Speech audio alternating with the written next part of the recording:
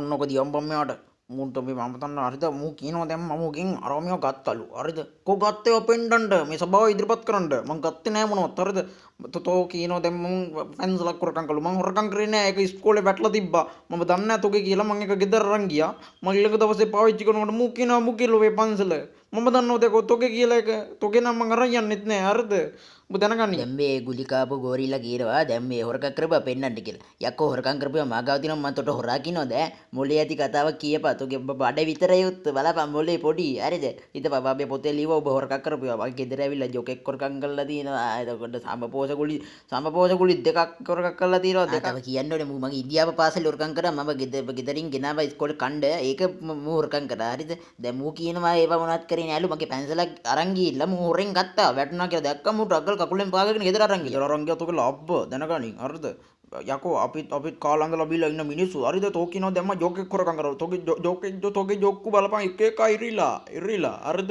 තෝගේ ජෝක්කු මට අඳින්න බෑ අනික තෝගේ සයිස් එක මොකද බලපන් වන්න පූසිකි පුතෝ කියන්නේ මගේ ඇඟ සයිස් තමයි හරිද තොට වැඩක් නෑනේ කො මං අපි කාලා ඇඳලා සතුටින් ඉන්න මිනිස්සු අපි hina වෙලා ඉන්න හින්දා මෙච්චර මහත් වෙලා තියෙන්නේ හරිද තෝ බලපන් තෝගේ බඩ විතරනේ බං උඹට සීනි බං ගිහලා බේත් ගනින් හරිද ඔබ මගේ සමපෝෂ හොරකම් කරා තෝ මගේ ඉන්දියාප්පේ කෑවා තව බලපන් තෝ මගේ ජටකලිසමු තරංග ජොක්කු තරංග හරිද දැන් ඒවා වැරේ දාලා තියෙන මං ඒවා දැක්කා තෝ මට පාරේදීම අවුෙන්නේ පාරේද ගහනවා ලොවෙත් ගානවා දැනගනින් මම උඹට ගානවා අනිවාර්යෙන් ගානවා හරිද